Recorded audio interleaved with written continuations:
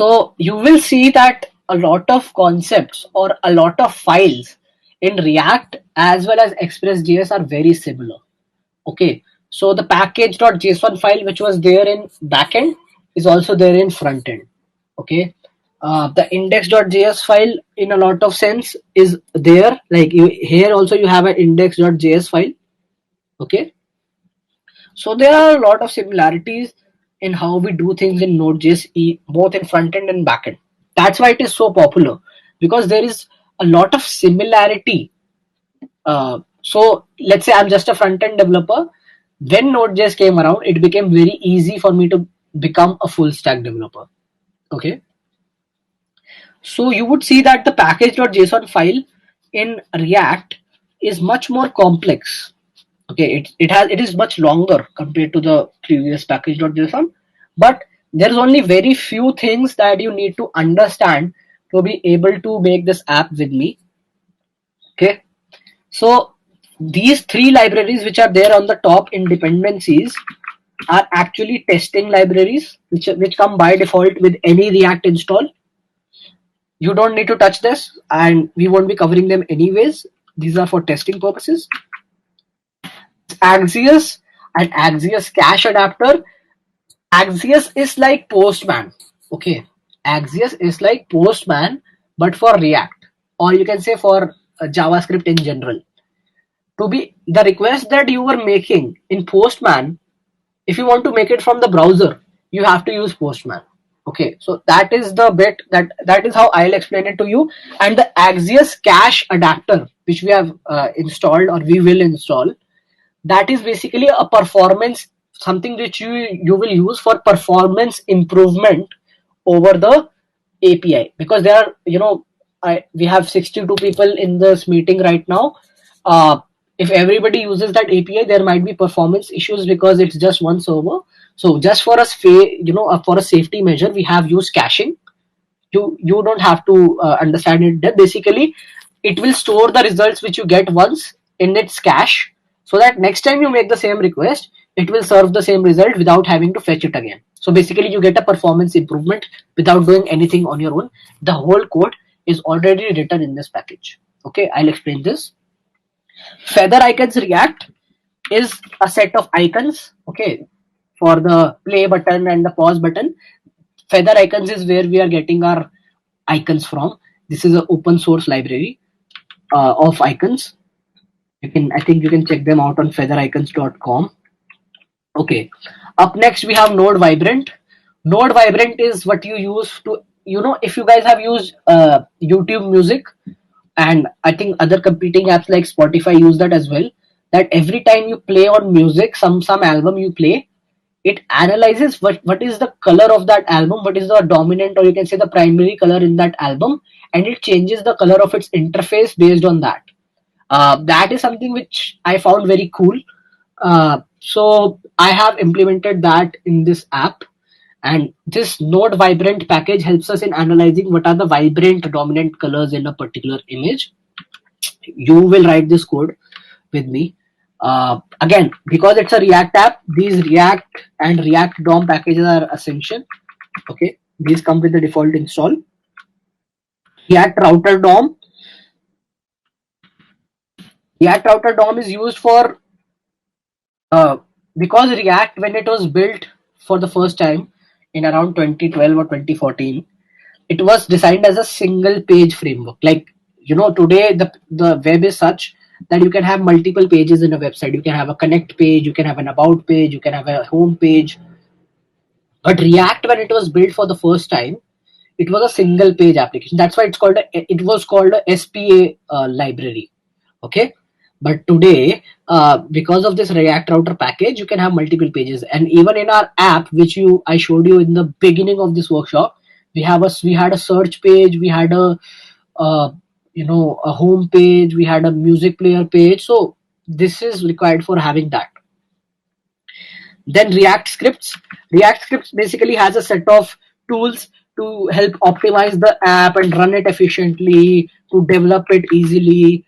This is that. And Wave Surfer is the again, that library, or you can say that package which is required to create those beautiful waveforms which you saw when that app, when the music plays. Okay. And Web Vitals is kind of a reporting software, or you can say a packaging software, which again comes with the default installation of React. So this is how you use, like, these are all the packages that you will be using. uh, but again, you don't have to enter it manually. That's why we gave you the starter pack. So now we just have to install them. Okay, again, we will open a terminal by using terminal and new terminal. Okay, and instead of doing you will just do npm install, and make sure that the folder is web dev react app starter. Okay, so I'll do npm install, and it will now start fetching all those packages so that I can work with them in the React app. Okay, now we'll move to the front end. Like I said, we will be obviously most of the common, even in React, once you make the app, it will become HTML, CSS, JavaScript. That is the common rule. No, that is the truth of web dev. That for 99% cases, no matter what you write the code in JSX or something else, at the end of the day, it will always compile down to HTML, CSS, and JavaScript. These are the building blocks of web. Okay, so HTML is the language that is used to create web pages. It's very simple. It's a very basic markup language, not even a programming language. Basically, if you want to structure your code and show it in a particular way, you have to create markup first, and that's HTML, hypertext markup. CSS is cascading style sheets. Basically, if you want to add styling, maybe change colors, and you want to make some text bigger or smaller on a web page, you write CSS. Okay, React.js, as everybody knows, it's the biggest and most popular front-end web development library. Some people call it a framework. Some people call it a library. I personally think it's a framework, but that's up for debate. Um, Bootstrap. Bootstrap is basically CSS. Is sometimes when you write CSS, first of all, in order to be able to write CSS, a lot of times you have to create a separate CSS file. Okay, and the more files you make, the harder a project gets to maintain, to be honest.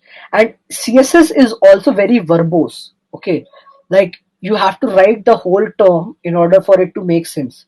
But what Bootstrap did was, it was one of the first pioneers in this field of having, CSS, or you can say the styling libraries.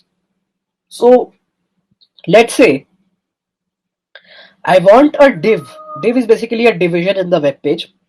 So let's say you have the whole web page of a music app, and then there is the player, that play button. Okay, so play button is actually a part of the whole web page, right? But let's say I wanted to take 100% of the width of my web page. Like if I have this phone, I want that play button to take the whole width of the phone. So for that, I'll have to set, if I'm doing it through CSS, I have to write width colon 100% or 100 VW. But in Bootstrap, it has something called classes which do the same thing but are much smaller and much easier to write. So in that, you have to just write W-100, and that's it. So you see the difference, right? It is these optimizations that make Bootstrap a very useful tool. Although everything that I'm doing right here, you can do on your own using proper CSS. But I will personally be writing very less CSS, and most of the styling that we will be doing today is doable through Bootstrap, and we will be using Bootstrap for 98% of the styling that we do today. And that's fine. That's I more than, I think, 50-60% of the websites today use Bootstrap under the hood. Okay, it was developed by Twitter. It is a very old and a very trusted framework, so you can't go wrong when you use Bootstrap. It's not a limitation, it's a very useful tool. HTML we will be using. Why use HTML5? To be honest, it's the only surviving standard till date, and every browser supports it. It provides rich content. You can make games on web with HTML5, and you have a broad array of components like input and unordered lists and collapses and all that. We have a lot of tools. Difference between Bootstrap and React, if both are frameworks. Bootstrap is purely for styling. Okay, Bootstrap does not give you features like reactivity, and React is JavaScript. Bootstrap is purely CSS and styling oriented. React is more for building apps. Bootstrap is more for styling them, and both are used together a lot of times to make a good experience. So I hope that answers your question. CSS, again, cascading style sheets allow you to style the web page. You can change the color of things, the backgrounds, and you can have different stylings for different widths of the page. JavaScript, again, it is the language, it is the brain of a web page. If you want to have almost any sort of interactivity and any sort of user good if you want to provide a good user experience, and you want to programmatically control something, maybe you want to have a timer on your web page, or if you want to contact some other API or service from your application, basically add dynamism to your web page, JavaScript is your go-to. Okay.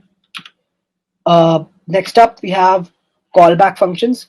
Callback functions, again, is the same thing which I found it worth mentioning in this slide deck, because we use callbacks a lot even in React. Callback is basically when you don't know when a function is going to be called, so you don't hard code it that call it at this instant. You give it to the JavaScript and it automatically decides when to call it as time permits. Promises and async await, I think I've tried explaining you all that. Basically, what if you don't have a value, right? In the await, it takes a certain amount of, like, even in a database, right? I am sitting at my home and my Node.js API is running on my laptop, okay, on my MacBook. But what happens when I fetch a song? Okay, that MongoDB cluster which has those songs is actually present in US.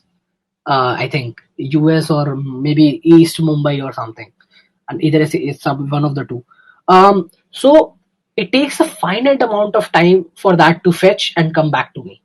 Okay, it's not a constant time operation, or something that I can predefine, or something that is controlled by me. There are a lot of factors that can contribute to how fast I get that response. Okay, it can either happen in a millisecond, or maybe there is a network issue and it can take a long time, or it may never come at all, right?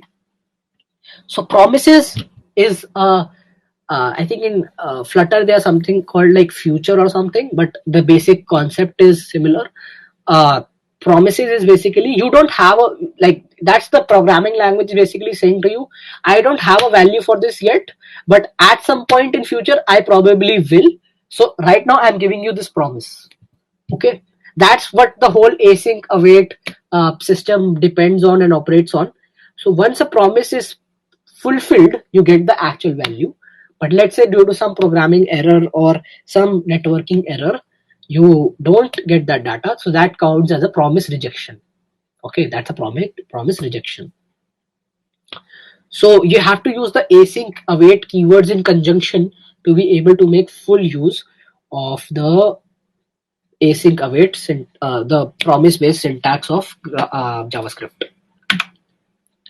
So React.js, why use React.js? Obviously, it's one of the most popular single page and now multi-page components. It is directly competing with software like AngularJS, Vue.js, Svelte.js, you name it. Like, there are 50-60 frameworks, but React is the most in demand. And once you learn React properly, it is very easy to go to other domains, because if you know React, you can move to React Native, which is a app development framework. Last year IST conducted session, or you can say a similar workshop in Gravitas, which is the tech fest of VIT. We had a session on React Native, which allows you to build near native apps for your phones, both iOS and Android, cross platform, just like Flutter. So that is one more option that you have if you know React well. Again, this is the name of some of the few packages we will be using, and I hope all of them have installed at this point. So yes, all the packages that we were using have finished.